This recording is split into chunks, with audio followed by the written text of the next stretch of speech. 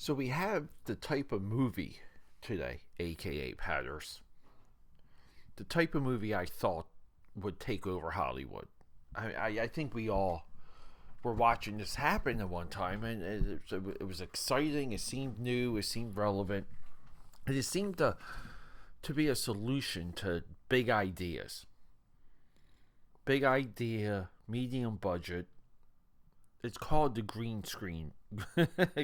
Let's try that again. Let's try that again. It's called the green screen movie. In the Lost Lands, 2025. Paul W.S. Anderson. We did a little bit of retrospective on him not long ago. I knew we were going to talk about this movie eventually. I think I'm a little bit late on it, but I'm happy to bring it to you. So let's talk. Quiet on the set. Camera speed. Sound production, take one. Action! And here we go. It's the show of shows. So we've been super busy again, Team AKAPAD. Recording a ton, not releasing a ton. We're still trying to get this rhythm.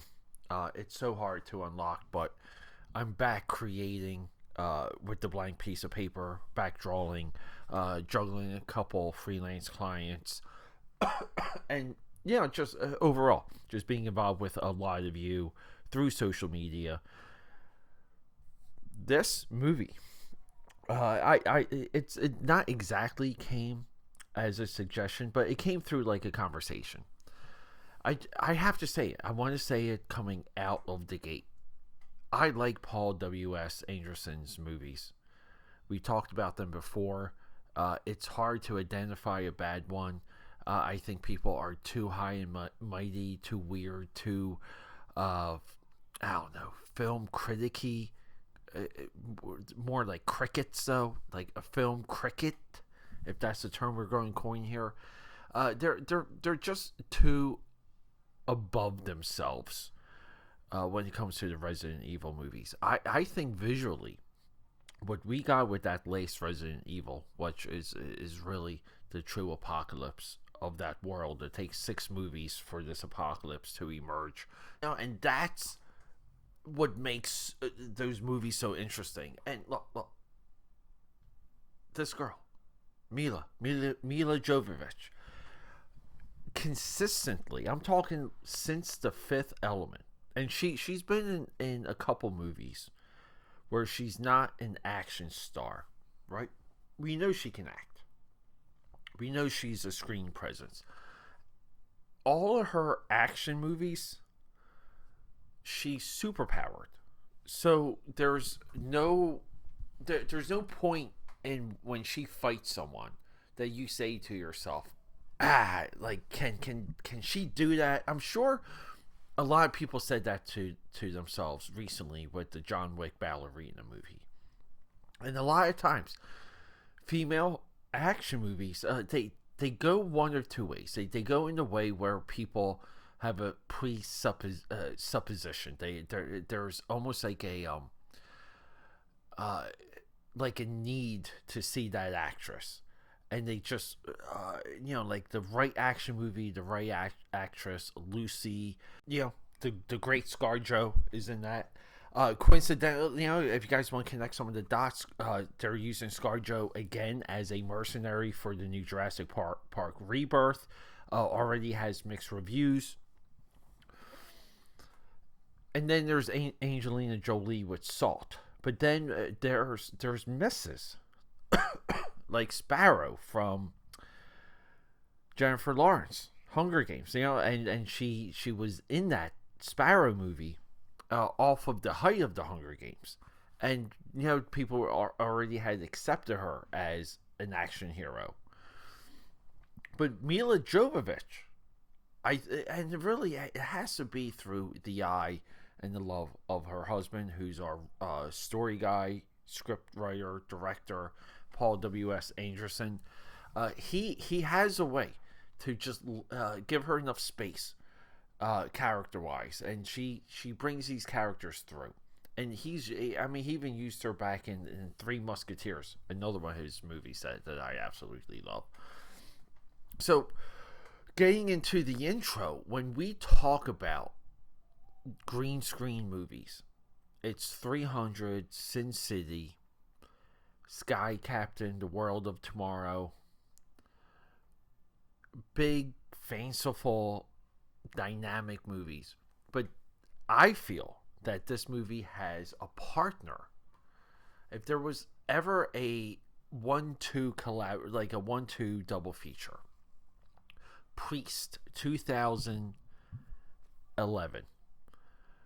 Watch that movie and watch this. Now, Priest isn't exactly a true green screen movie, but it uses it heavily. It's made by a special effects genius. His name's Scott Stewart. Scott Stewart has somewhat of a look, pioneered a look for a lot of his movies. Just look at Legion, look at Priest, look at Dominion, and you see it. It echoes. He has an eye. I think a lot of this movie is what Paul W.S. was able to take from a movie like Priest or Legion. And there is a lot of Zack Snyder. There's a lot of visually, this movie just looks like Rebel Moon at times, and it's a compliment to both. But this movie does something I absolutely love. It just wows you sometimes with these visuals, and it has things that stretch all the way into the horizon. I think this is one of our best post-apocalyptic worlds on screen that we've ever seen. Batista, plot twist, is a werewolf. Plot twist, he dies. Plot twist, he comes back. Jovovich is a witch, and they're out to rid the world of an evil queen, and they go on the quest, and they betray each other, and well, we'll spoil it again, I guess. I had a little bit of trouble with deciphering the ending, but it just looks like they don't kill each other, and they ride off to the next adventure. That's really what the ending does come suddenly. It does come out of nowhere. I thought Batista was fantastic in this. The church, just like in Priest, is a little bit of the villain, but it's more or less, and again too, a lot of similar iconography that was used recently with Zack Snyder's Rebel Moon. I get it. It looks cool. It really does, and it's not. It's just. It's almost church visual.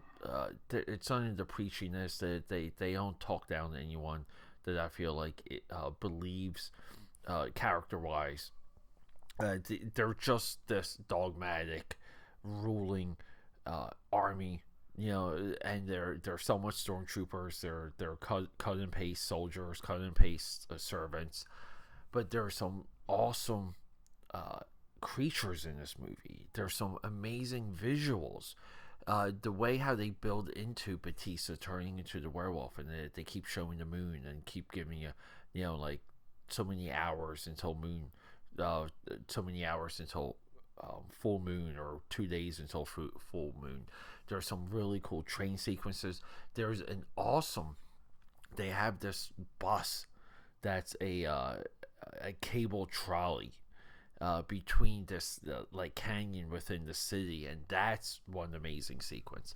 I don't know, AKAPADers, I enjoyed this movie. I thought this movie was highly visual. I give a lot of credit to Paul W.S. Anderson, and just again, like giving us things to wow us, giving us things for our eyeballs. Both characters in this movie are not perfect. This is an imperfect world.